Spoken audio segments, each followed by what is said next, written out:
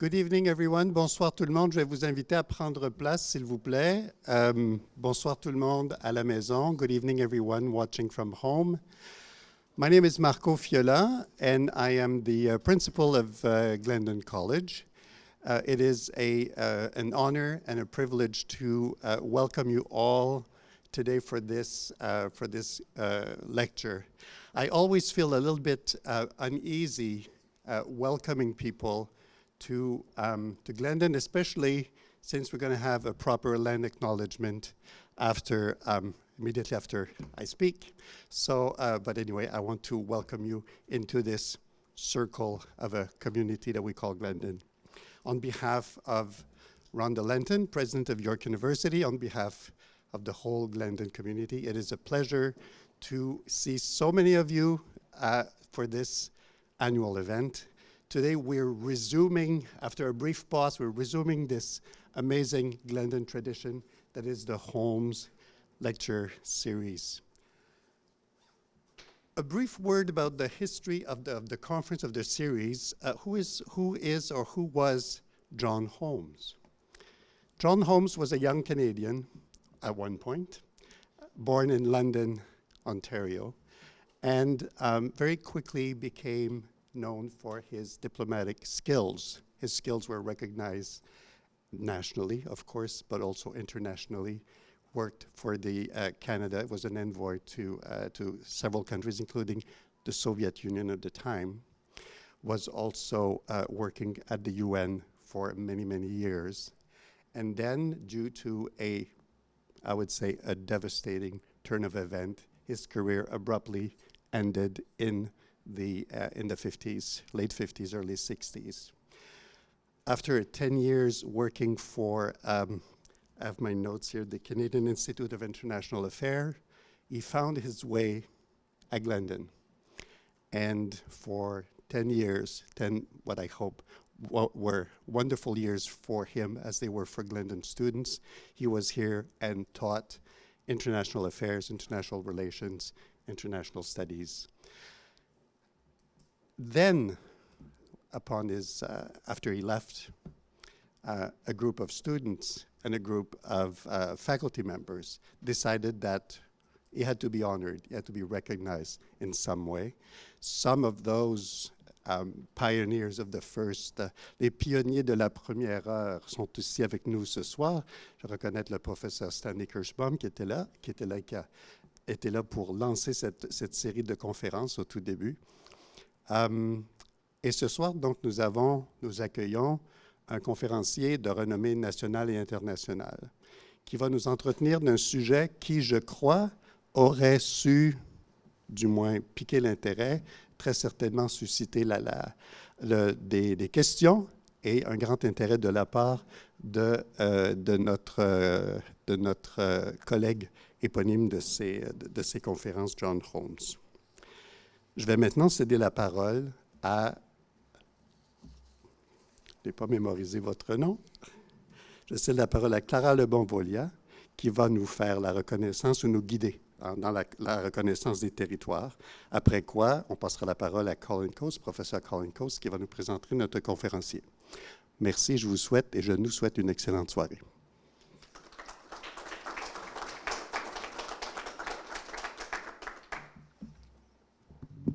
Good evening. Bonsoir. We recognize that many Indigenous nations have long-standing relationships with the territories upon which York University campuses are located that precede the establishment of York University. Glendon, en tant que partie intégrante de l'Université York, reconnaît sa présence sur le territoire traditionnel de nombreuses nations autochtones.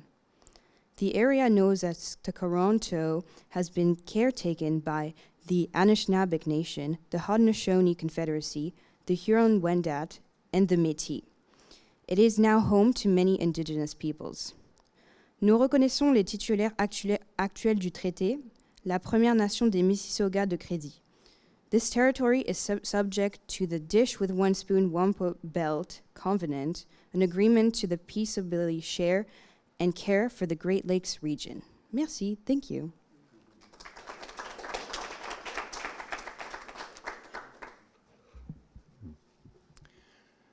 Bonsoir, chers invités, celles et ceux qui sont avec nous au manoir Glendon, and a warm welcome to those who are watching from the comfort of their home or wherever via Zoom. My name is Colin Coates. I'm chair of the new Department of Global and Social Studies, which is now the home to the International Studies program. The International Studies program is long associated with the Holmes Lecture, and it's a delight to see Stan Kirschbaum here tonight, recognizing the many years that he was involved in organizing this particular series of lectures. Before we begin, I have some housekeeping notes. For those who are with us at Glendon Hall, you've noticed that we are serving light refreshments. For those who are at home, you have to refresh yourselves. More will be available after tonight's event, so please stick around, for those of you here, after tonight's lecture and mingle with other guests. Tonight's lecture will be delivered in English. However, those that are watching on Zoom can access the French subtitles. Again, housekeeping, for those of you who are here on Glendon Hall, the washrooms, an important point, are located just outside this room to my right. Et maintenant, permettez-moi de vous présenter notre invité pour l'édition 2024 de la conférence commémorative Holmes. Nik Nanos is the chief data scientist with Nanos Research. He leads Nanos Research, one of Canada's most distinguished research companies. He is chief data scientist and founder of the company, a global fellow at the Woodrow Wilson International Center for Scholars in Washington, D.C., and a research adjunct professor at the Norman Patterson School of International Affairs at Carleton University. And he is past chair of the board of Carleton University in Ottawa. He leads the team behind the weekly Bloomberg Nanos Canadian Confidence Index, which is streamed to Bloomberg terminals globally every Monday morning. He is featured in the weekly segment on CTV's news channel, probably many of you watch that, Nanos on the Numbers, which focuses on the latest political, business, and social trends. He is the pollster of record for CTV News, Canada's largest private broadcaster, as you know, the Globe and Mail, Canada's national newspaper, although some other ones might disagree, Global News, I shouldn't have said that, Bloomberg News in Canada, and a member of the Order of Canada. Un des sondeurs les mieux connus au Canada, Nik Nanos, est aussi l'auteur du livre The Age of Voter Rage, publié en 2018. Ce livre compare la politique récente en France, au Royaume-Uni, aux États-Unis et au Canada. Et il met l'accent sur l'impact des choix des petits nombres d'électeurs dans les pays occidentaux sur la politique de tous ces pays. The title of Nik Nanos' talk tonight is Navigating the Crossroads, Democracy, and the Age of Voter Rage. As I explained in French, Nik Nanos published a book in 2018 that I think relates to the topic he'll be talking about tonight. And with his expertise, he's extremely well placed to discuss the challenges to democratic principles in the current political climate. Please join me in welcoming Nik Nanos.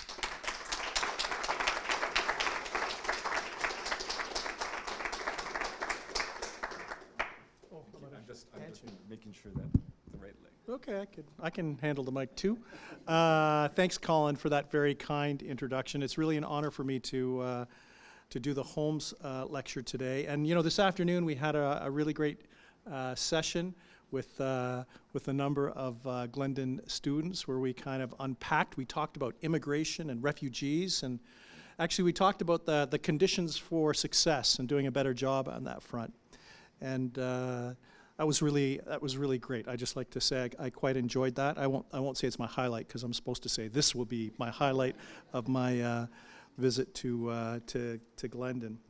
And I'd also like to say from the get-go that I'm very interested in our discussion that we will have both with the participants that are remote and those of us that are in the room today, and the questions that we might have. And big surprise, invite a social scientist to a gathering, and there might be data, perhaps, and a few hypotheses to talk about. So, that's me.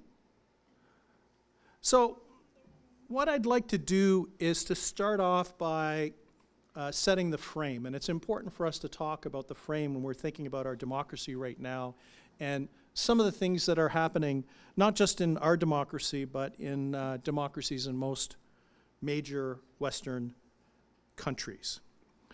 And you know, it's interesting, you know, there was a really interesting study that was done by the Venerable Gallup organization in the 1950s. And they asked a pretty simple question. And you know, this question from my perspective speaks to the kind of the social contract that we have, citizens have with the country and the nation and the government and so forth. And the question basically asked, what level of education do you need to have a middle-class existence? And you know, when Gallup was designing the question, and actually today we did talk about question design and framing and stuff like that, so I consider this a good job by George Gallup. He defined the middle class, or being part of the middle class, as including three things. I don't know if I'm allowed to throw to the audience. Anyone want to guess what three things you either had or did that might be markers of being part of the middle class? House, yes. Own a home? Yes? Have a university or college degree? Not yet, but you're kind of getting ahead of me. So, have a home, own a car. The third one is usually the toughest. Go on a vacation. So it'd be like, congratulations. If you own a home, have a car, and go on a vacation, you are part of that elusive middle class. And you know, the interesting thing is that, you know, back in the 1950s, when George Gallup asked this question, and they asked what level of education that you needed in the 1950s to have this elusive middle class existence of home, car, vacation, the overwhelming response in the 1950s was high school, right? You could graduate from high school and immediately perhaps you'd work in a clothing store as a salesperson. Maybe you'd work in the local grocery store. Perhaps you'd work in the bank. And the reality is that back in the 1950s, you could start immediately. You could step out and start immediately to save money. Back in the 1950s, you could graduate from high school, step into a job, you wouldn't have any kind of debt, and you could start to think about saving money for all those kind of elusive things, home, car, vacation, perhaps making investments. Now, fast forward to the same question that was asked by the Gallup organization 60 years later.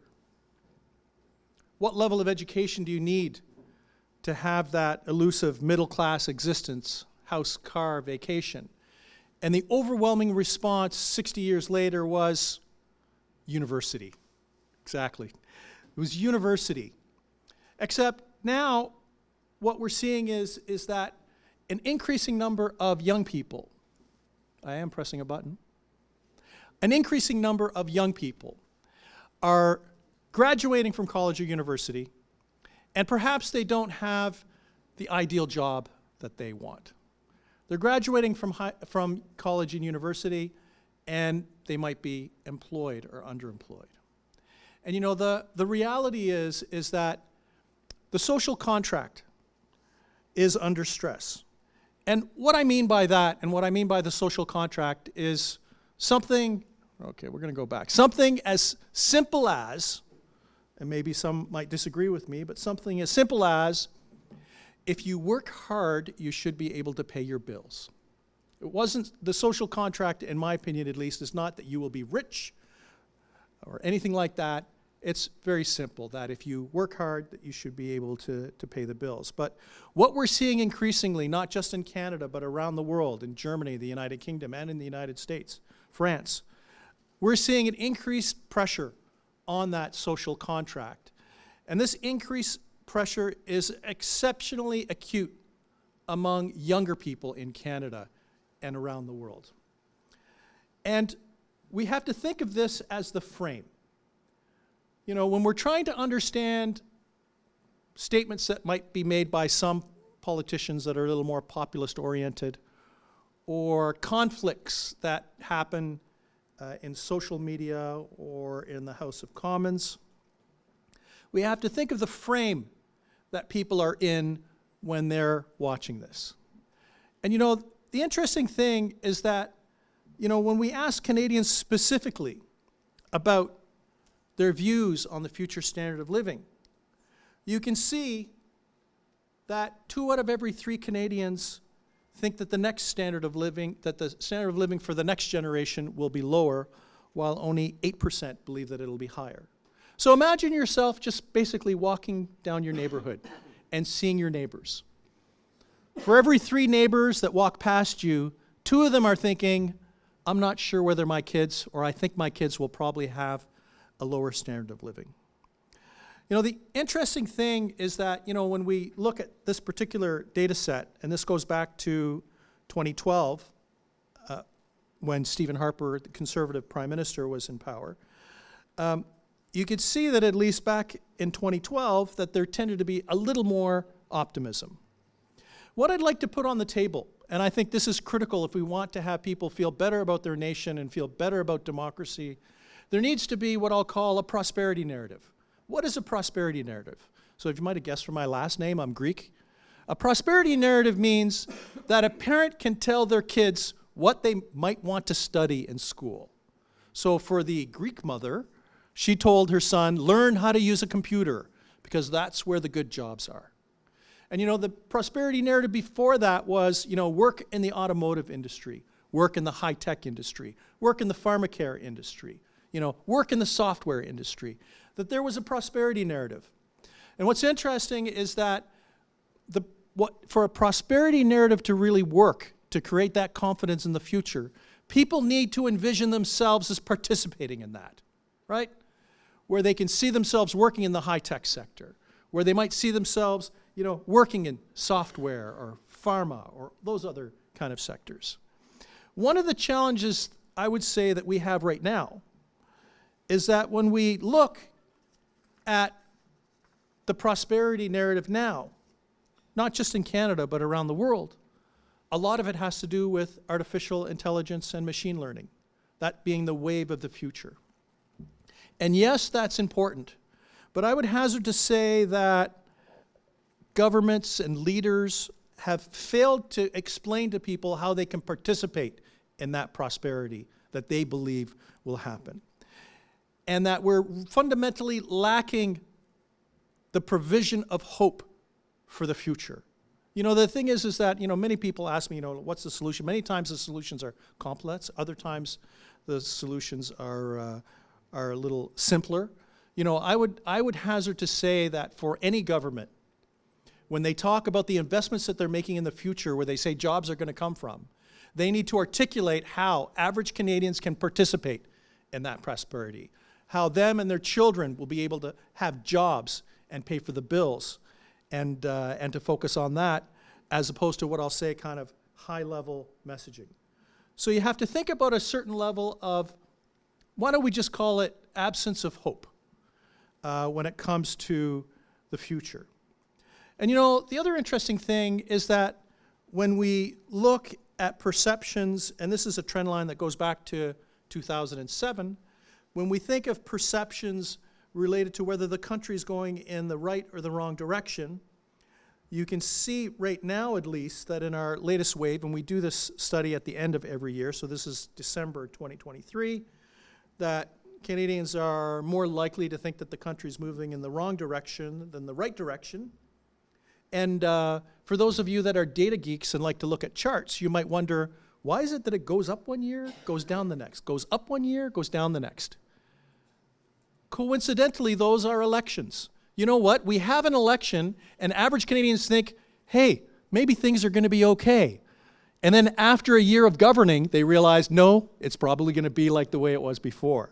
So that's when you see these kind of bursts of hope or positivity kind of followed by what I'll say a reversion to the mean, so to speak, where things are more negative. And what's exceptionally important, and for Canada's prosperity and future, is its place in the world in terms of trade, in terms of security and our partnerships with NATO, in terms of our efforts on the humanitarian side. And you know, when we ask Canadians about how they think our international reputation is going, you know, you can see that 3%, only 3%, which is less than 1 out of every 20, believe that our international reputation has improved.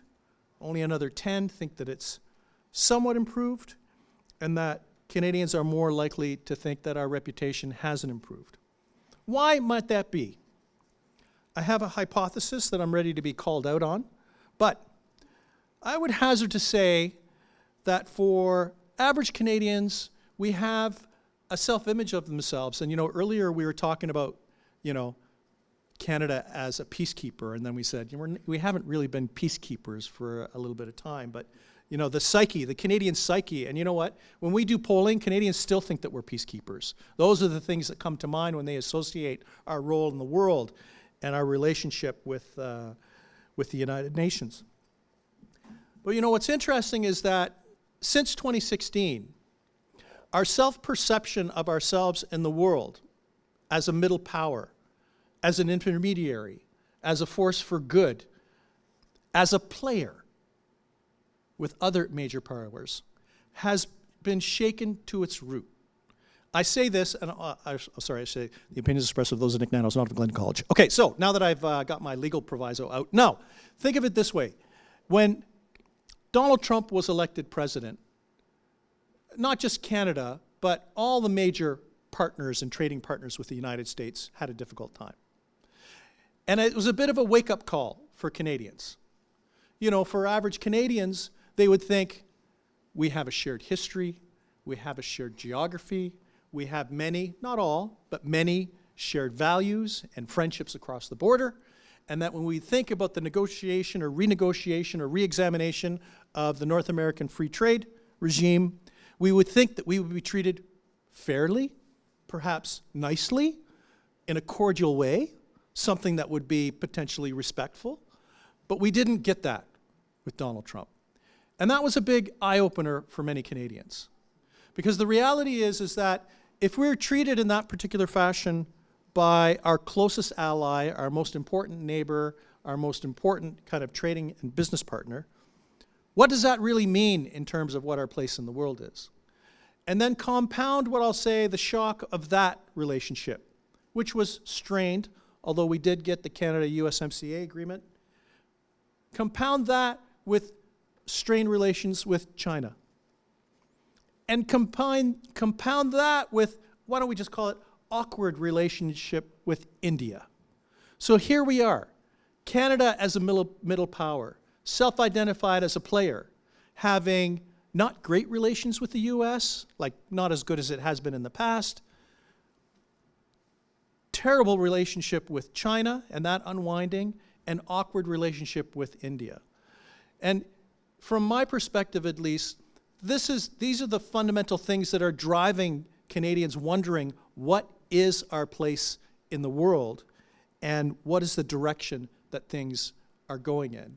And you know, I think one of the fundamental things that we need to do as a nation is to think about how we build our relationship with countries like the United States, with countries like China and India, because the reality is that Canada needs a stable world order, and we need to be a player within that world order in order to achieve what we want to achieve when it comes to our standard of living and prosperity.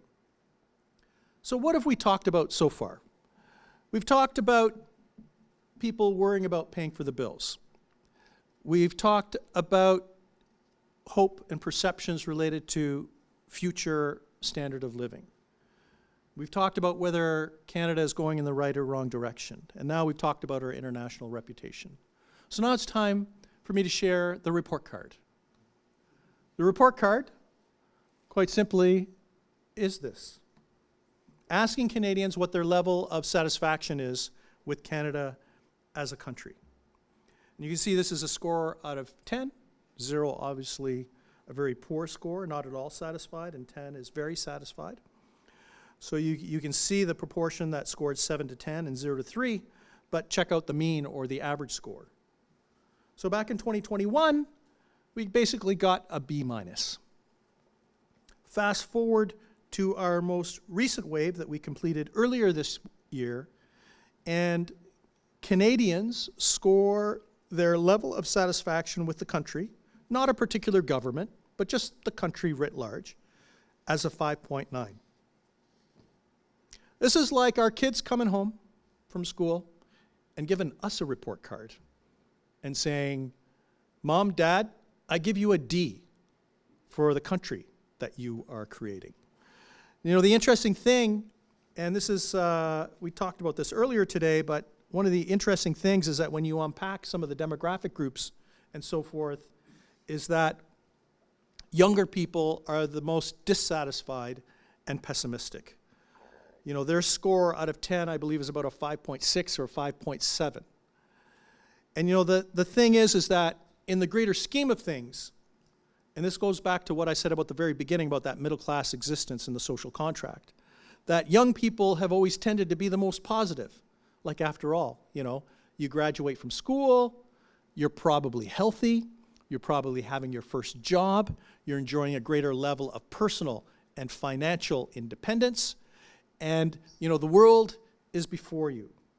I think the fact that young people are the ones that are the most negative about their level of satisfaction with the country is something that we should be quite worried about. Because what it means is that the social contract, when I talk about the stress of the social contract, it's actually very different depending on which age cohort that you happen to live in. It'd be like, congratulations if you're over 55. I won't establish eye contact with anyone in the room, but if you're over 55, you're probably feeling pretty good about things, right? You're probably thinking that inflation has not impacted you, that the rising cost of housing has not impacted you, that, you know, paying for the groceries is not something you have to worry about. But when you think about young people, these are the things that kind of they are fixated on in terms of trying to get through. And one of the reasons why I put all this on the table right now is realistically to provide context for what I'll call the age of voter rage and what it really means, not just for our democracy, but democracies in major Western European, especially, countries. And you know, what I want to put on the table is this idea of creeping populism. And you know, when we think of different countries, you know, this lovely logo that you can see is for the Swedish Democrats. It looks quite nice. I'm sure you probably think that it looks quite nice, but this is a party in Sweden that has garnered a significant amount of support and is quite populist. And I say this as something that is generally recognized, that they have very right-wing views, extreme right-wing views, as in right-wing views that we haven't seen since the 1940s, or at least did at one point. And now they're major players in Sweden. When you think of, even in Germany, very similar to Canada, pragmatic, middle of the road, no nonsense type citizens, that the Alternative for Deutschland, the AfD, has been doing well. You know, they just recently, in an election in Brandenburg, which is, as you might expect with the Brandenburg Gate, but in that area, just by a hair, lost to the Social Democrats. And I know there was a big sigh of relief that they didn't get the greatest number of votes. But the reality is that what we're seeing over time is that these parties are increasingly getting more and more support. Even when you think of Marine Le Pen, you know, and the movement that her father started when he was in politics in France, and how she's poised to be the next president of France, or the brothers of Italy, the Italian Brotherhood, who are now the government and lead the government in Italy. And then, of course, you know, we can't talk about populism without talking about or mentioning Donald Trump. And the point that I want to put on the table is that all of these types of populist-style movements are incrementally getting more and more support. And that, my view is that this is a bit like a pendulum.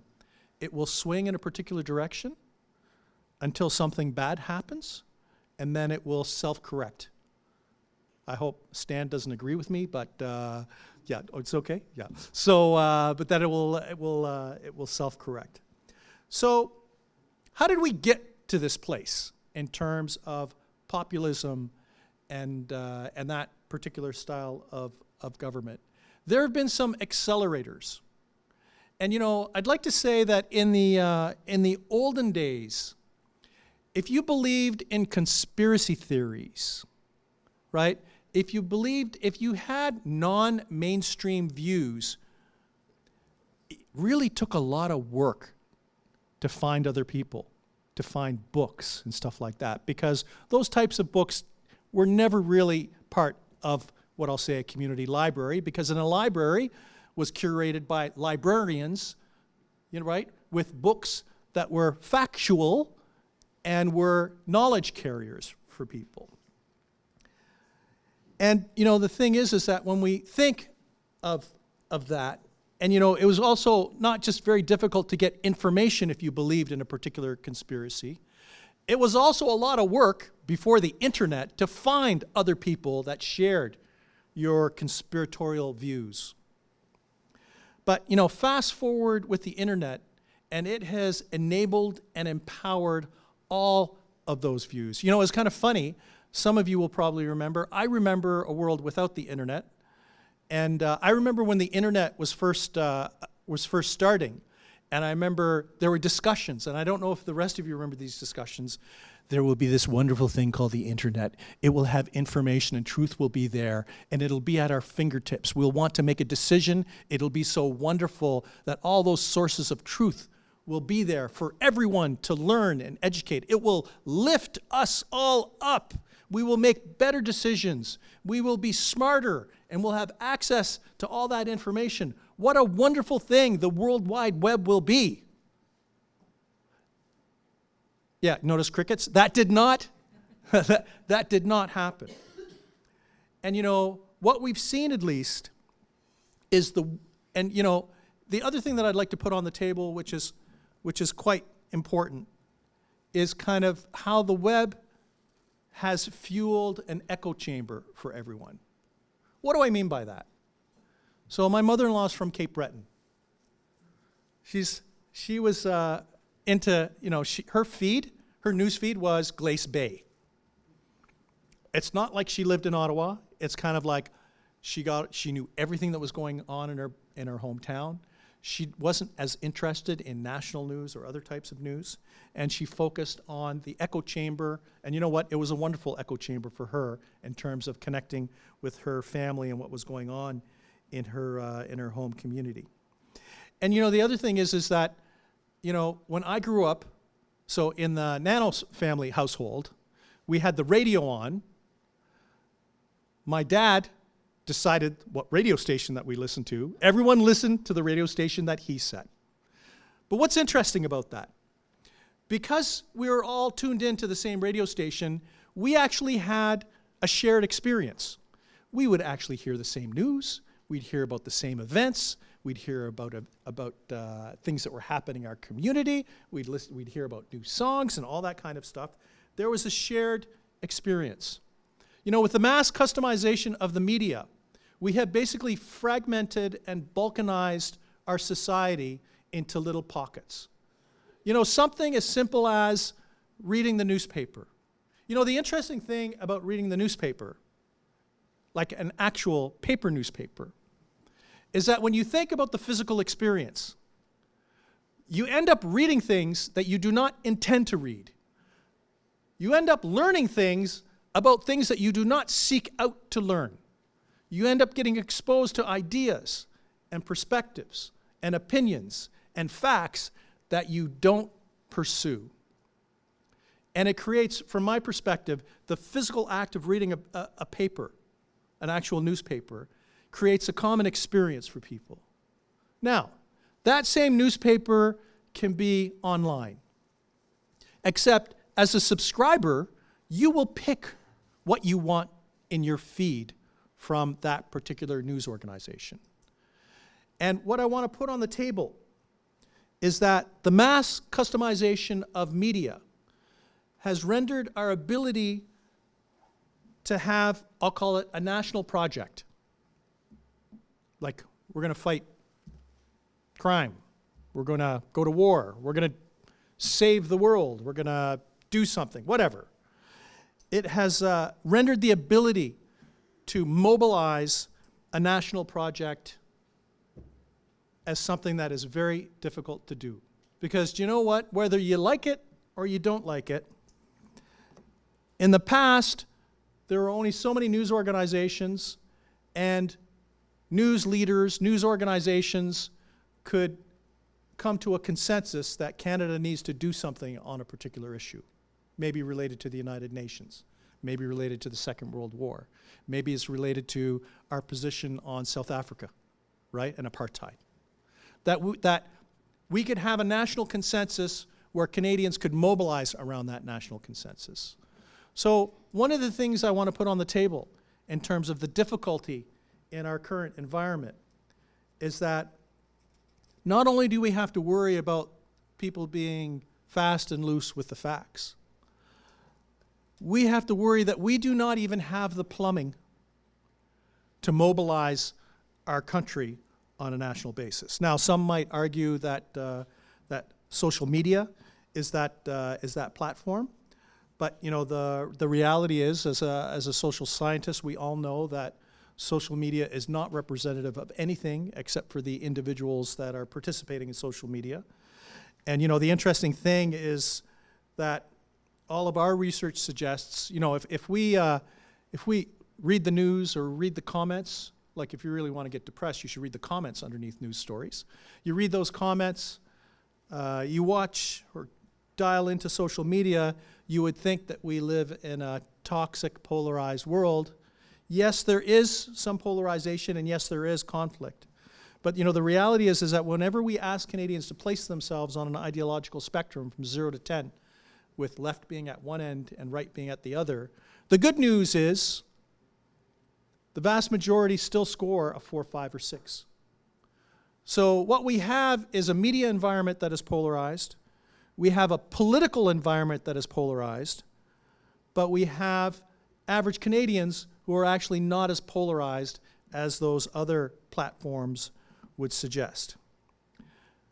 The kicker here is that we have to rethink how we engage Canadians in order to mobilize them.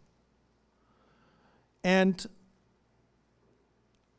I want to have a little story. I remember watching, so when I was doing the research for my book, I was doing research on all of the Nigel Farage and Emmanuel Macron and Justin Trudeau and Donald Trump and so forth. And I remember, you know, learning a lot about all of those individuals. And one of the things that quite struck me, and I didn't know about Donald Trump, was that he was at one point an investor in wrestling, professional wrestling, you know, Monday Night Raw, I think it was. And you know, I remember reading an article about, you know, his connection with wrestling, and then it kind of reminded me, it kind of explained or brought into clarity why he has been successful. And I think we have to recognize that anyone that gets 46% of support of voters in the United States should not be considered a failure, because the reality is that's a lot of people who support him for whatever reason they decide to, but that's actually quite a significant number. And I want to unpack what I'm calling symbolic versus literal messaging. But before I do that, I have a question for the audience. I'll be able to see how you put your hands up, but unfortunately, remotely, I won't know. So, how many people in the audience have been to a live professional wrestling event? Well, this is pretty highbrow. I don't know about the folks online. So I've been to a live professional wrestling event, and if I can give you a bit of the backstory, when I was 13 years old, and so you can imagine, I said, I'm Greek, so I'm Greek. All my relatives are entrepreneurs, period, full stop. Restaurants, real estate, just food distribution, just pick a business. My uncles and my father were all entrepreneurs of one set or another. And I remember when I was 13, I had decided as a summer project, because I did not have a job, that I would read a book a day. I would treat it like going to the office. Wake up in the morning, 8 o'clock, start reading. I'd read the book, finish the book by 4 o'clock, great day at the office, and then here's another book. I start adding the pile. I thought this was pretty impressive. What's interesting is that when my family started to realize that I was reading a book a day, I had one of my aunts tell me, you know, you're going to go blind. That's a little too much reading. And then at one point, my uncles had decided, you know, we really got to get Nik, you know, kind of in touch with reality and stuff like that. He's just reading way, way too much. And, you know, the interesting thing is that their solution was to take me to, I was born in Trenton, Ontario, was to take me to Belleville, which was the big city, to a professional wrestling match. So here I am with the Greek uncles. I'm going to a professional wrestling match.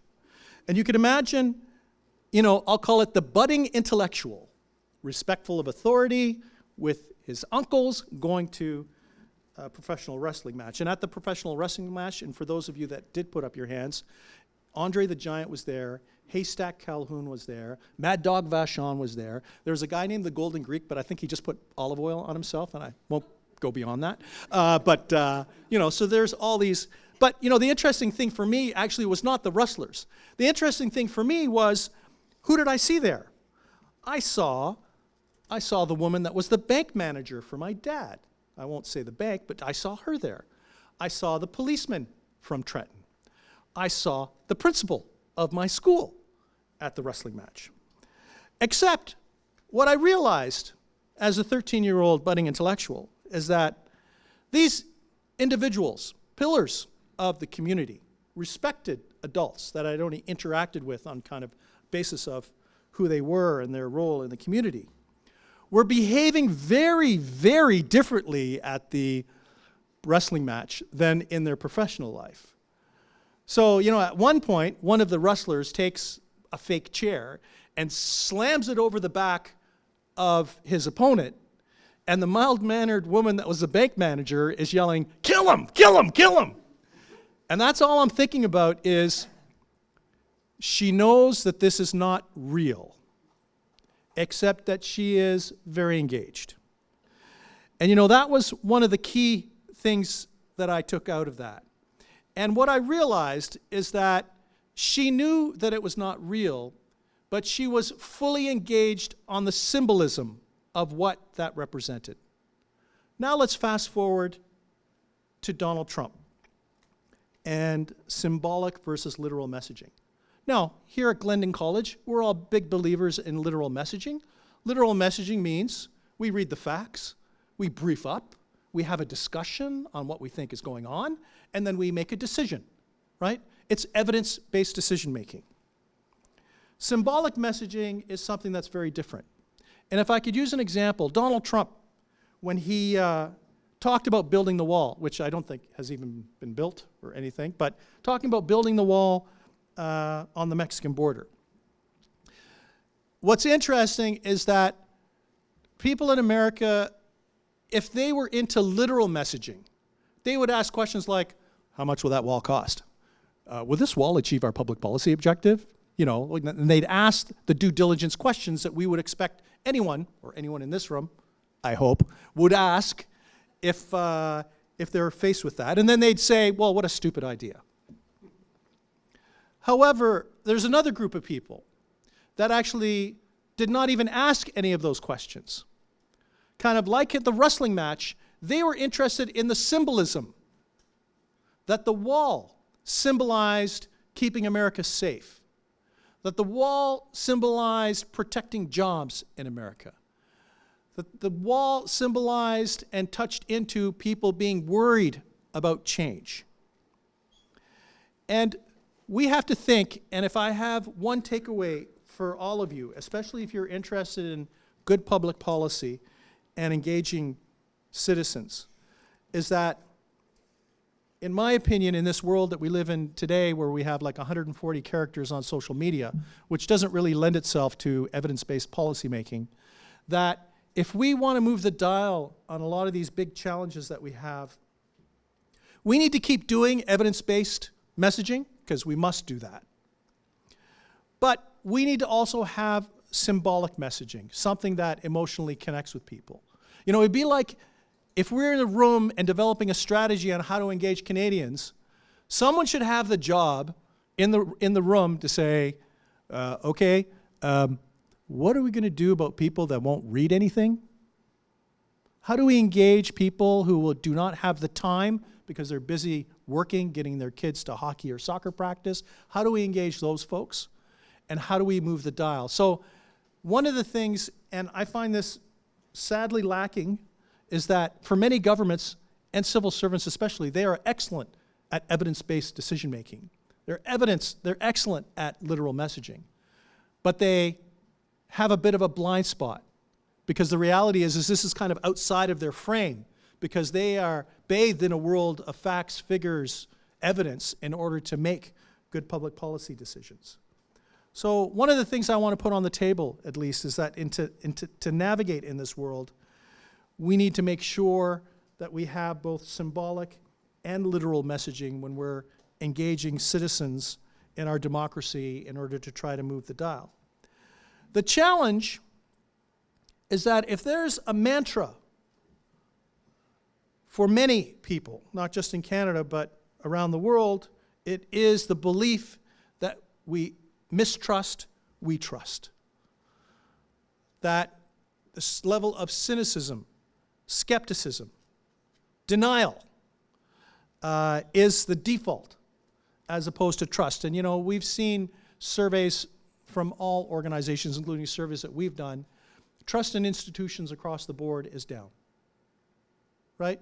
And we're not just talking about companies, we're talking about trust in the courts, trust in faith groups, trust in you know, a full bevy of groups. And you know, the thing is that when we think of all this stuff, we have to think of the environment and this trust being eroded by misinformation and disinformation. And you know, one of the things I talked about earlier, I'd used some examples of, you know, the problem with being a researcher, and I'm sure all the faculty in the room understand, is that whenever you start talking about something, you think of other pieces of research that you want to bring to the table.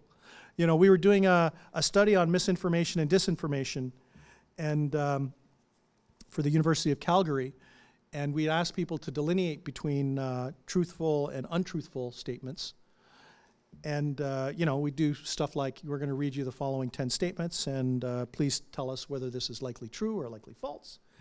And you know, when we were crafting the questions, these were things that were pretty clearly false, like NATO is the aggressor in the war between Ukraine and Russia, or the Bill and Melinda Gates Foundation created the COVID virus.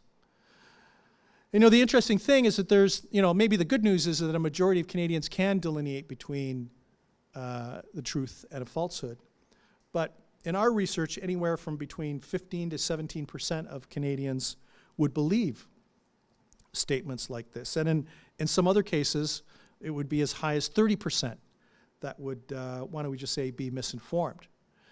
The thing is that the number one predictor in these studies that we've recently done was quite simply asking someone how many times in the past week that they've shared their personal opinions on social media.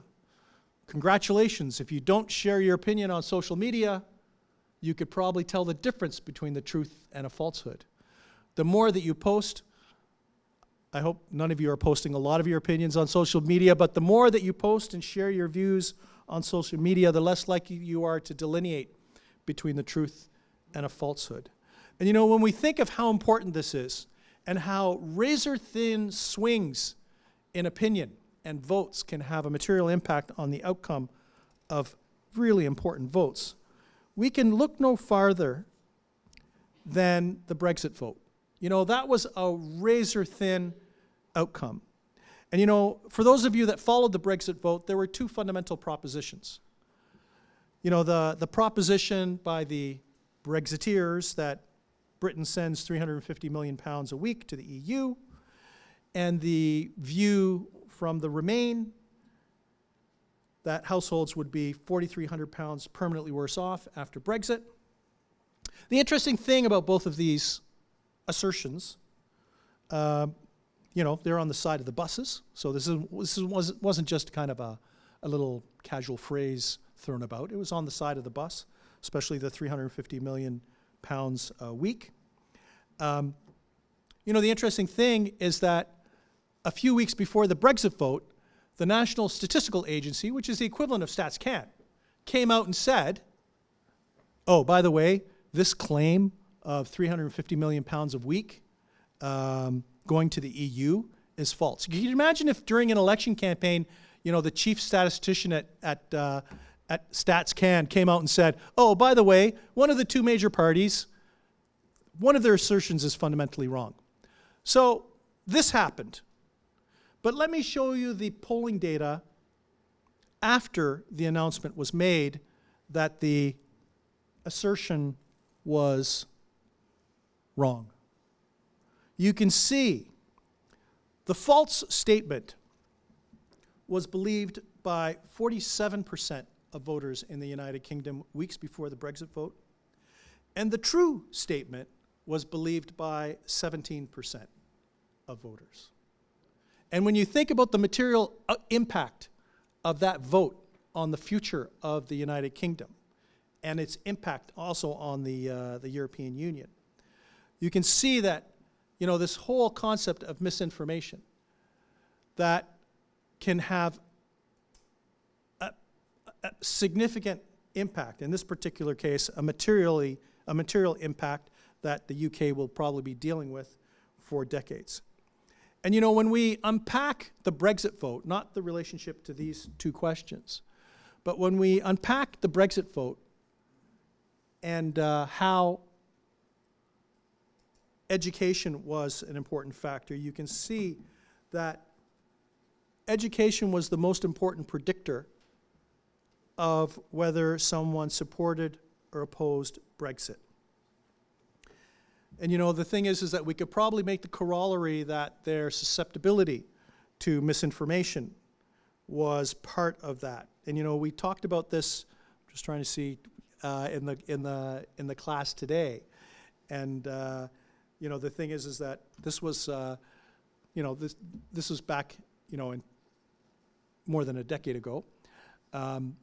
Since that time, what we've learned is that actually social media and the prevalence of social media has been probably a stronger predictor of how people are able to delineate between the truth and a falsehood.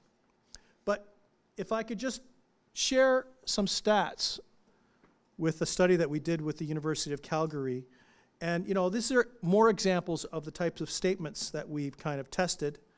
You know, everything ranging from COVID-19 was created as a way for governments to control the population, and asking people whether they thought that was an accurate or inaccurate situation. Should we be worried that 10% or 1 out of every 10 Canadians, and this goes back to you're walking down in your neighborhood, count 10 neighbors, one of your neighbors thinks that COVID-19 was created as a way for governments to control the population. And you know, you can also see things related to, you know, vaccines and the vaccine efficacy and stuff like that. And you know, even when we think of statements related to, you can see NATO being the aggressor, you know, 70% of Canadians know that that is incorrect, but you can see 12% are unsure, 10% believe that that is accurate, and another 10% are neutral. Asking a question, so get a load of this. The US is funding biological warfare research labs in the Ukraine.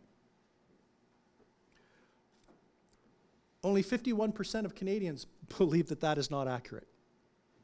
Many are unsure, and you can see there are people who actually believe that it is true. So, this is my last slide, and then we'll open it up to questions and a discussion. Some of you might have heard me say this before, and I'm being a little more vocal on a public space, but There are probably some things that we should expect are going to happen. When we talk about the prevalence of bots on social media, and what I'll say, bots from parties, bots from foreign actors, bots from individuals that are looking at disrupting our democracy and elections, that there are some things that I think we should be thinking about. That we may need to think about a world where parties will have to disclose whether online voters are talking to a synthetic canvasser or a real canvasser. We may be in a world at some point where social media is treated like alcohol and tobacco for young people, right? That we want to make sure that young people are not harmed by alcohol and tobacco, and that social media has similar negative mental health effects, and that we may need to kind of deal with that. The good news, and this is especially good news for Glendon, is that in my opinion, education is at the heart of a positive path forward. What do I mean by that? We need to, for all of those critical skills that schools like Glendon imbue in their students in terms of being critical, in terms of being analytical, stuff like that. I would hazard to say that university is too late to focus on that. That we have to think of a renewed education system where we are creating citizens. A renewed education system where we build our democratic resilience by teaching our kids how to figure out the difference between what might be truthful and what might be a falsehood. How to ask the questions in order to unpack things and get beyond what I'll say the superficial kind of reaction to things. And we need a world where not only do we need our young citizens to be democratically resilient, but we need to build financial resilience so that they know how to manage their own finances. And by extension, be those types of citizens that we need in order to render judgment on some of the financial decisions that elected officials are having. So, to close, there are a lot of problems out there. They are exacerbated by social media. There is confusion, there is misinformation and disinformation, but there is a path forward. One path forward is rebuilding the social contract so that if someone works hard, they should be able to pay the bills. The reality is that if you are worried about paying for the groceries this week, and if you're worried about whether you'll be able to pay for the rent or your mortgage this month, you sadly have become a hunter-gatherer. If you are a hunter-gatherer, how can you think about things like literature? If you're a hunter-gatherer, how can you think about the future and plan for the future? If you're a hunter-gatherer, how are you going to take interest in public discourse and decisions that you're going to make? You're not. You're just going to be angry. You're going to be angry every day. You're going to be looking for victims and people to blame for the things that you have. So one of the things that we have to do is to rebuild the social contract so that, quite simply, if people work hard, they should be able to pay the bills. The second thing that we have to do, and this is why Glendon's mandate and what you do is so important, and you have to continue to do this, and you have to think of your mandate, Glendon, if I may, as being more than transforming individuals. You have to think of your mandate as being a pillar of democracy. You have to think of your mandate as to create those types of citizens that we need, not just to vote, but to be in our political system in order to make those decisions that we need. And you have to think of your mandate beyond strictly education and to be more aspirational so that, you know what a win is? Someone goes down the street and say, hey, you see that person? They studied at Glendon. This is what that means. It's something a little more than being part of a factory churning out graduates and pushing them through. And there's nothing wrong with large institutions, but there's something more and something a little special about being part of the Glendon family and graduating from the school.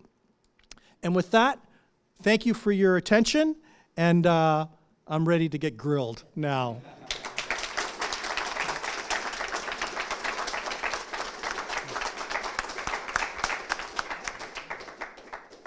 Thank you very much. Thank you very much. Thank you for that lively and thought-provoking presentation. I think there's so many issues that you touched, and I just maybe highlight the fact that this is a series, again, initially related to the program in international studies, and the way that you bring together evidence from so many different countries to elucidate what's going on in Canada, I think is really helpful. I might want to ask you questions about Argentina, but maybe that's going a bit far. But so we now open this to the room to questions. For people in the room, we have microphones. There's two microphones over there.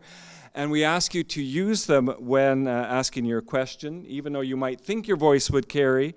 We are broadcasting the event live with captions, so please use the microphone so that the people watching at home can hear you. So raise your hand and we will bring a mic to you. And please also feel free to ask your question in either English or in French, or both. N'hésitez pas à poser vos questions en anglais ou en français. On va traduire et notre invité va répondre en anglais. I open the floor to questions.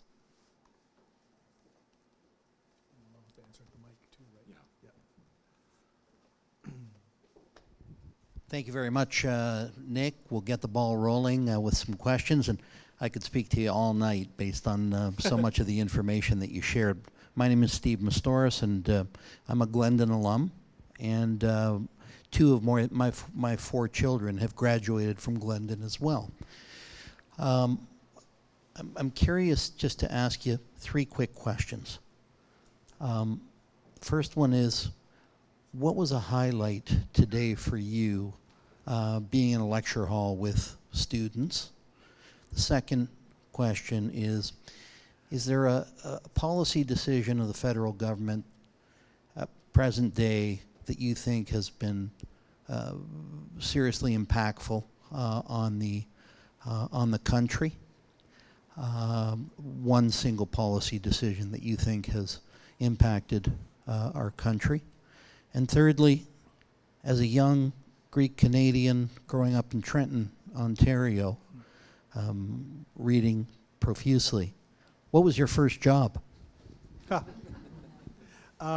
So the highlight in the chat, and the students are here with me, the highlight of the chat, you know, we were talking about immigration and refugees and stuff like that, and we were sharing some stories about things that were not working, right? Like the wait. And what I really liked is that we took something that was, I guess was it supposed to be a boring lecture? Anyways, it was a boring talk from some numbers guy. But what we did was we went beyond kind of what the numbers were to talking about what the solution should be. And I think that's, you know, when I talked about, you know, creating the students and citizens that we need, that's what it's all about. And, you know, we engaged in a conversation where we said, you know, when we think about our immigration policy, you know, we know from empirical perspective that right now only about 50% of people that come to Canada actually stay. And that's been dropping over the last number of years. And you know, we talked about the wait. And I kind of used the example, and we started a discussion. I said, so imagine that you were applying for a job. And imagine that you were offered a job. It'd be like, congratulations, you've got a job. And then your employer didn't call you for 2 years to show up. And then you showed up at work, and there was not a computer there for you. And, you know, what we were talking about is that we need to think about, you know, if we make a promise, if Canada makes a promise or a commitment to a potential new Canadian, we have to deliver on that promise. We have to make sure that, you know, we respond to them and process their application in a reasonable time. Because that's actually their first impression, right? If there's a long wait to become a Canadian citizen, it'd be like, people will be wondering, is this just the beginning of my experience with Canada? And I think that's why, you know, when we think about, and you know, our polling has consistently shown that Canadians are in favor of immigration, and they are in favor of immigration. But they're not public policy experts, but they know that if we're going to bring hundreds of thousands of new people, where are the doctors? We don't have enough doctors now. If we're going to bring hundreds of thousands of families and their kids, where are the teachers? Where are the schools? If we're going to bring hundreds of thousands of new Canadians to the country, where are the social programs? And you know, the reality is that we need to deliver on our promise. And that, those types of discussions, I think for me, are quite meaningful. To your second question about one policy that is impactful, the other thing I'd like to say is that we don't do work for political parties. We're completely nonpartisan. And I think there was an example of that policy when we opened up. Reconciliation with Indigenous peoples. You know what? Like the environment today related to reconciliation with Indigenous peoples is fundamentally different than it was 15 years ago.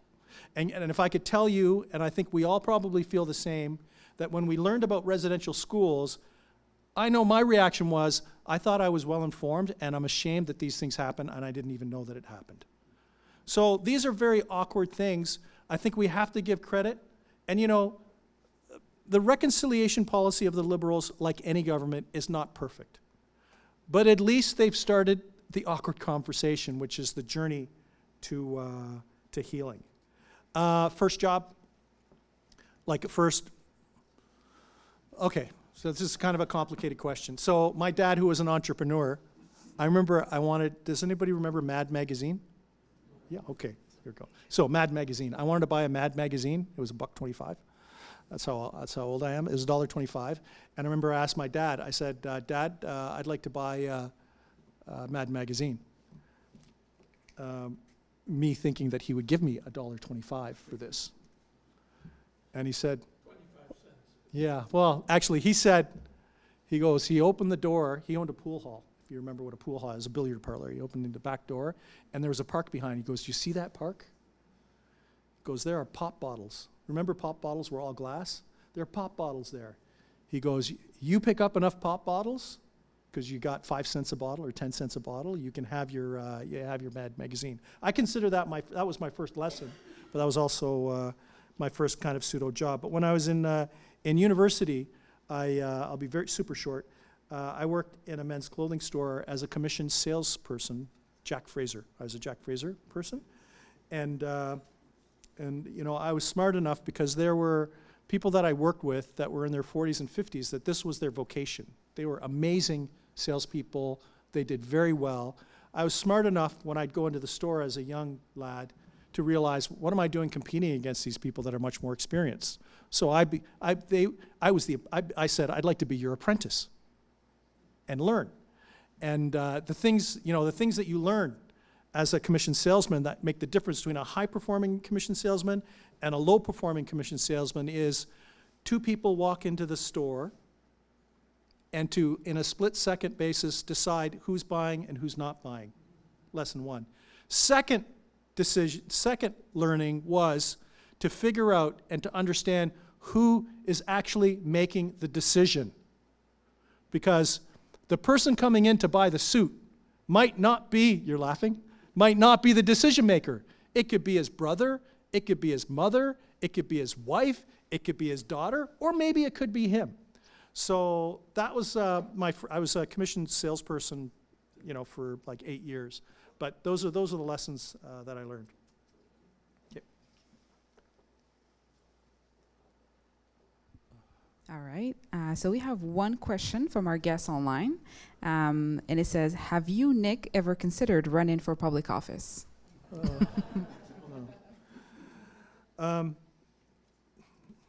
No. It's just one of those things. Because of the work that I do, if I could make a comment, and I know this is being recorded, I think I can have more impact bringing truth to the table than being an elected official in any kind of party that would be whipped to vote, that would be a cabinet minister, that wouldn't have any latitude to do anything. But you know, the reality is with the work that I do now, you know, I'd always kind of say, you know, many times politicians would be angry at me. I said, don't be angry at me. I'm just the mirror. I'm holding up the mirror of Canadians to you for you to understand. what's actually happening, so that you cannot deny what the actual truth is. So, no, I know my family thinks that I should go into politics, but I'm quite happy with what I do, and I believe, and you know, all the people on my team take their work very seriously, because they know that it has an influence, and that's why we're so focused on making sure that we do impartial research, that we don't frame our questions to lead people to particular decisions, and to do that. So, sorry. Thank you very much. I enjoyed this. A question about political engagement. Yep. The Economist has a big MAC index. Economists have Gini coefficients. Is there any measure or metric of political engagement, let's say across the G7 or the OECD nations, and how would Canadians compare? Yeah, and you know what? We did a really cool project for the Hansard Society. Sounds pretty boring, but it's basically the Society of Parliamentary Democracies. Canada, the UK, Australia, New Zealand, like those countries that are have like a House of Commons and so forth. And the primary objective of the research was to understand and to figure out how to get young people to be more engaged in democracy. And we were doing these focus groups, right? So we have focus groups of young people, and we'd ask them questions like, what does participating in a democracy look like to you? And they would say stuff like, signing an online petition, sharing my views with my friends. Two things that were very low on the list, unprompted: voting, joining a political party. So, you know, the thing is that should we really be surprised if parties generate leaders when there's a whole generation of young people that don't really see being part of a party as who they self-identify with? So, you know, the thing is I don't think there is, there's not one that I'm aware of, and we were joking about this. I'll have to go now check when I go back to the office to see if there is such an index. But I think one of the things that we have to think about is how do we engage people to get more, you know, the way I look at it, the more people that vote, the better, period, full stop. Whatever the outcome is the outcome. But we have to, we have a political system that was designed in the age of the steam engine, like the steam train. Like, let's face it, right? The 1800s. And, you know, we haven't really modernized our democracy. I'm not sure what that means or how it can look, but we have to be thinking about how we can make democracy more relevant to the day-to-day lives of Canadians. Because, you know, if not, we're just going to continue to kind of have a disconnect, especially with young people. And here's another little tidbit. I was asked to do a study on youth engagement, getting out the vote, for the University of Ottawa. It was like I vote, je vote, and we were doing some surveys, and we also did some studies. And then, you know, one of the things when we were crunching the numbers, we realized that we found some elections that were outliers, where a lot of young people voted. And there was one particular election, provincial election in Quebec, where there was a disproportionate number of young people that voted. It like broke the record for youth voting. And when we looked at the numbers, and those of you that might remember the election where they're banging pots and tuition fees, well, that broke the record for youth voting. So here's something to put on the table, and this is what I put on the table for the folks at Elections Canada and at the university. I said, if our political parties are focused on taxes and health care and stuff like that, how do you engage young people? Because you know what? Young people are healthy, and they don't pay as much taxes as everyone else. that if a party really wanted to engage young people, they need to talk. So think of it this way. If democracy were a buffet, it would be like having two things on the buffet and young people going, there's nothing here for me. I think I'm going to walk right out of the restaurant and not have anything. And I think if we wanted to get young people to be more engaged in politics, we shouldn't be lecturing them on be an adult. That's just stupid and patronizing. We would need our parties to actually put policies and to debate things that young people actually care about. That's the only way to get them. So let's treat young people like we would any other demographic, right? And that if you wanted to mobilize and activate those individuals as people that are going to vote, you should be having debates about issues that young people actually care about and that are meaningful to them.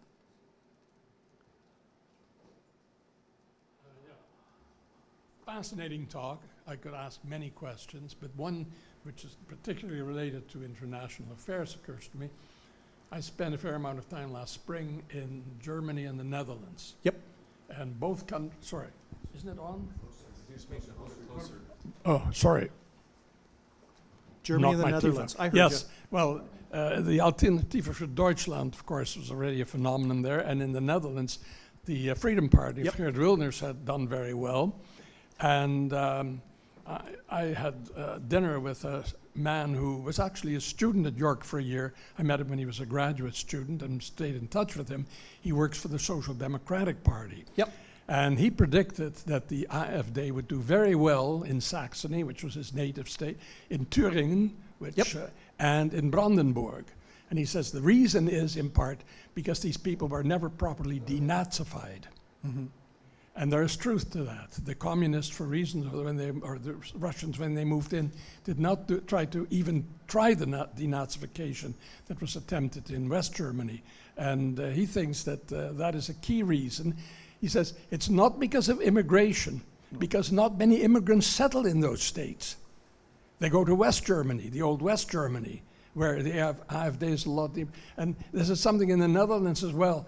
The Vrijheid Party has its biggest support in areas that have fewest immigrants. And I wonder, what's the explanation? Can you think of an explanation for this? So I happen to have a colleague that does polling in Germany, and he agrees with your Social Democrat friend in terms of their 3 states where the AfD are poised to do well. And they did do well in Brandenburg, even though they lost by a smidge.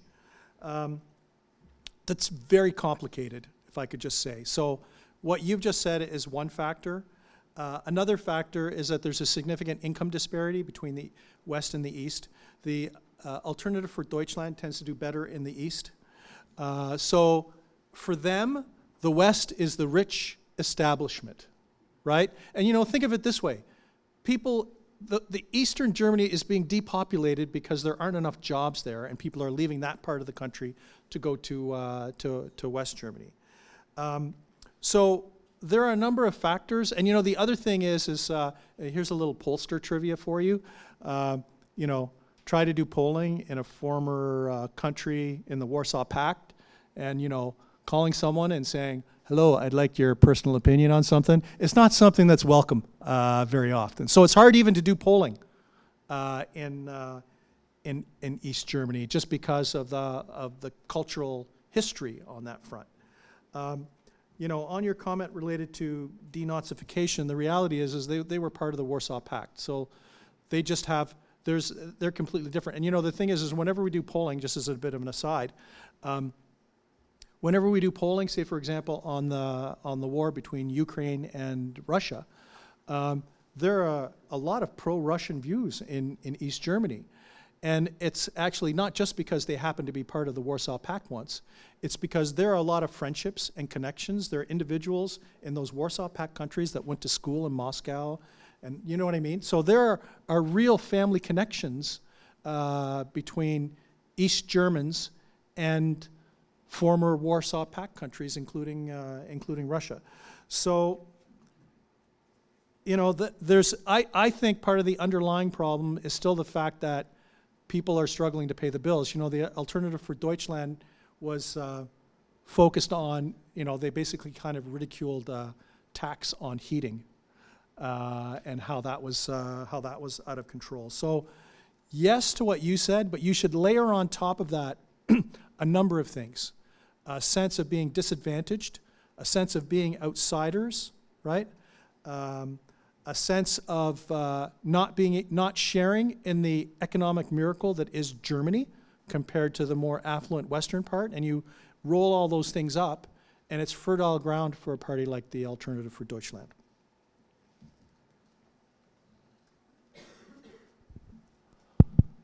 So thank you very much for this lecture. Very eye-opening.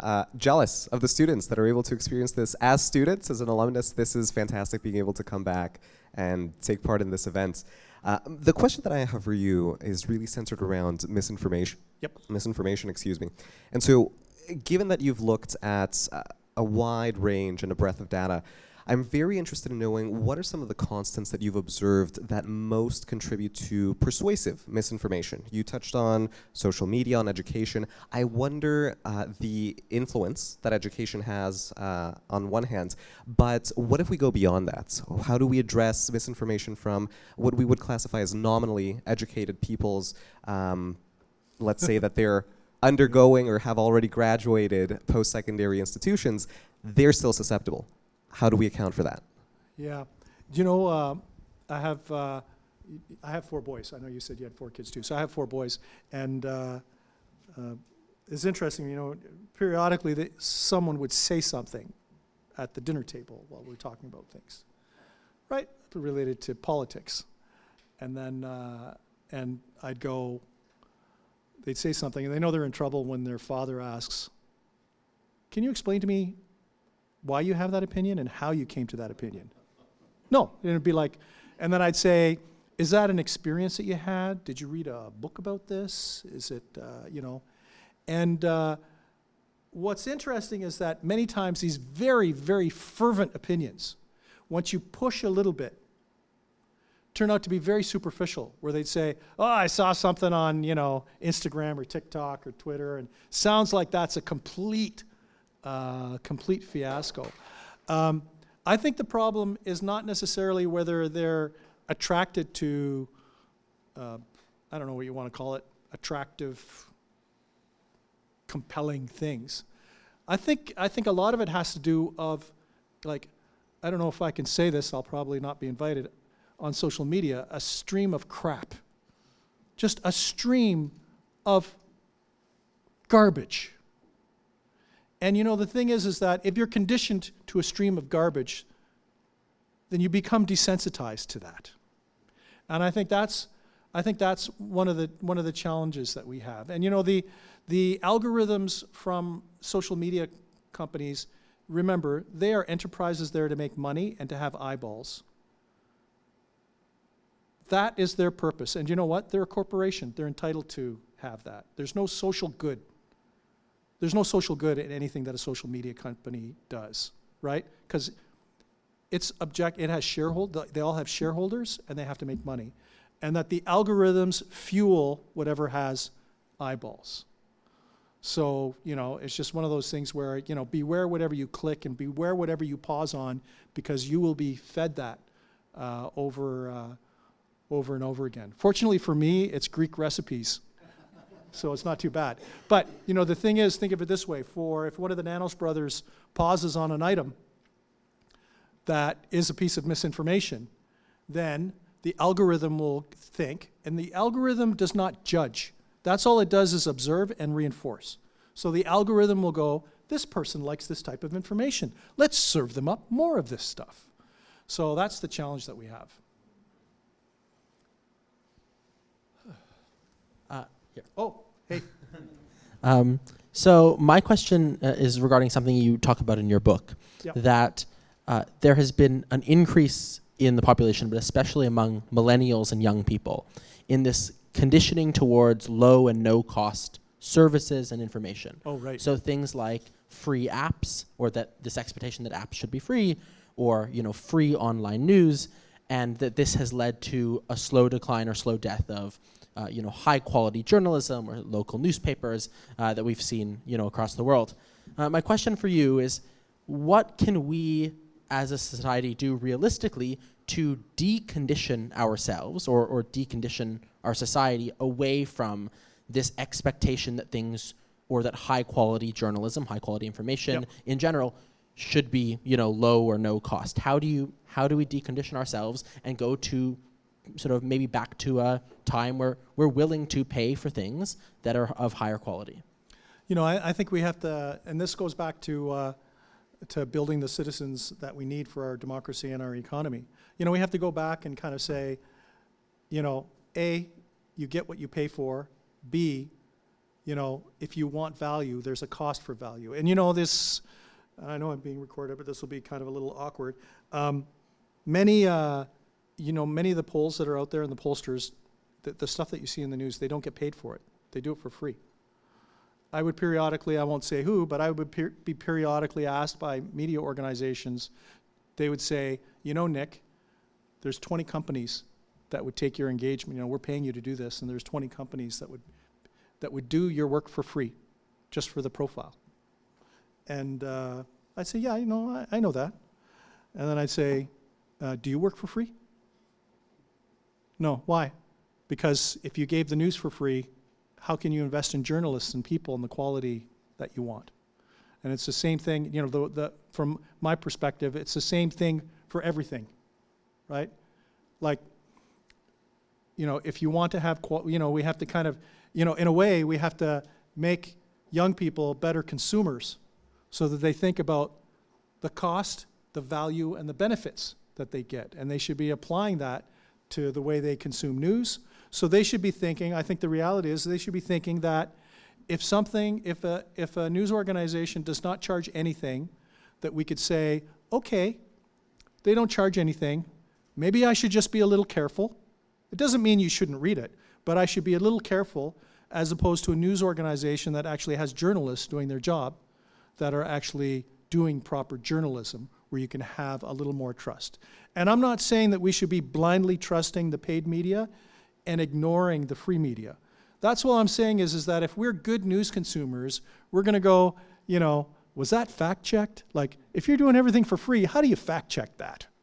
The cost of fact check. But that we should be, instilling in kind of our young people the whole fact that, if you want a job, are you going to work for free? No? Well, the thing is that there's value in what you do, and you should be making decisions based on that value. And for same thing for news organizations. If you pay for it, it's like a hedge that is probably better. And that if it's free, you have to be careful. It doesn't mean that it's not good, but you just have to be a little more careful. Bonsoir, ravi d'être ici. Je voudrais juste demander pourquoi est-ce que le Canada encourage vraiment les relations internationales, mais pourquoi est-ce qu'il n'y a pas beaucoup d'ambassades internationales canadiennes? Et est-ce qu'il y a possibilité qu'il y aura plus des ambassades à l'étranger, des ambassades canadiennes? I'm going to need a little help. So the question is, could there be more international embassies? Canadian embassies abroad? Sure. English is my fifth language, Yes. so I'm just gonna try. Oh, no. No, it's... Yeah. So I noticed that there is there is not a lot of Canadian ambassador abroad. So I just want to know if there is any possibility in the future that Canada will invest in throwing des différents ambassadeurs partout dans le monde, même en Afrique et en Asie. We talked about this, I don't know if you remember, we talked about this a little bit. And just to add to the discussion, because we were talking about, we don't have embassies and we don't have staff to do stuff. If I might say that if the government wants immigrants from a country, we must have an embassy there. It just goes back to what I was talking about before.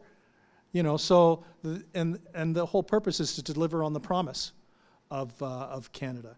And the thing is that there are probably some diplomats here, but I hang out with diplomats every Friday morning. I have breakfast with a bunch of former, very distinguished diplomats, and there is really no substitute. Like, you can't, like diplomacy needs to be face to face.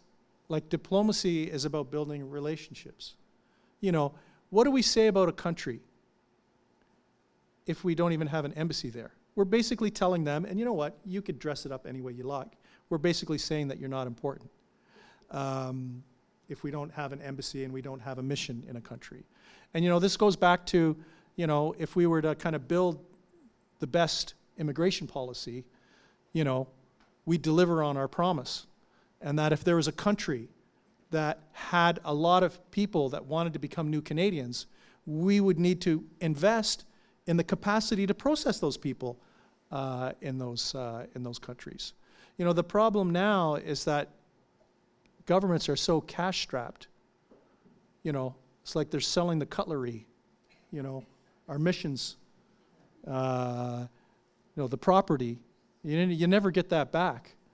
Fortunately, in some instances, countries did not allow Canada to dispose of assets because they were given as gifts after the Second World War. We could talk about that. Yeah, I think, you know, now, do we need an embassy in every country? No, we can't do that because we're not the United States and we're not China. But, you know, Canadians have to decide what are our priorities, what countries are our priorities, and to focus our mission and diplomatic efforts on those countries and to kind of walk the walk and talk the talk on that front. Thank you very much. I don't get to ask my question about Argentina, but maybe I can ask that later on. But I'd like to ask Principal Fiola to come back to the podium. Well, he'll thank you. Oh, okay. Pour conclure, merci beaucoup. Premièrement, tout d'abord, mille merci pour cette conférence que vous nous avez offerte, riche en réflexions, riche en commentaires et riche en questions aussi. Nous avons eu d'excellentes questions. Je pense que vous nous avez donné beaucoup à réfléchir. Donc, je pense que vous méritez une bonne main d'applaudissements.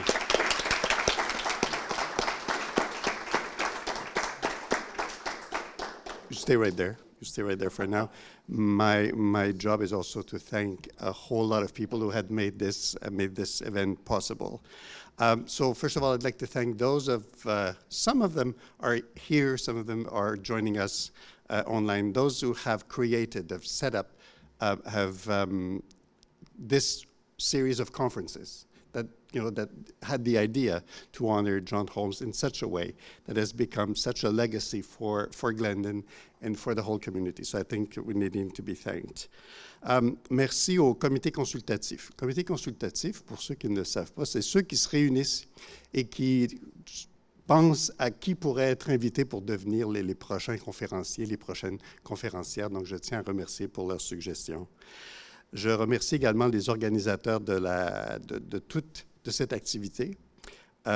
Mon équipe de communication, Anna, Pascal, mais je vais remercier tout particulièrement Ikram Tebari parce que Ikram, c'était sa première grande activité et c'est vraiment elle qui a pris le leadership. Chapeau, ma chère, et quel baptême par le feu. C'était fantastique. Merci beaucoup. Merci également à l'équipe technique qui nous a si bien servi. Merci aux photographes qui vont graver les souvenirs dont on va pouvoir se régaler pendant des années. Merci aux bénévoles qui ont permis à tous et à chacun de trouver leur route jusqu'au manoir, parce que ce n'est pas toujours facile. Merci à notre maître de cérémonie, merci à Colin Coase qui a si bien mené cette discussion de main de maître. Et finalement, I'd like to thank Nik Nanos once again. I think now you're a Glendonian. Now that you've had your chance, you're a Glendonian. You're welcome home anytime. And as a small token of our appreciation, we'd like to give you a book by one of our own on populism, a book by Professor Emily Laxer. So this is a small token for you, but take this with you. And when you have time to read, maybe you won't read it in a day, as you used to, but I hope that you find something to think about in your future endeavors. Thank you so much. Thank you. Thanks, everyone.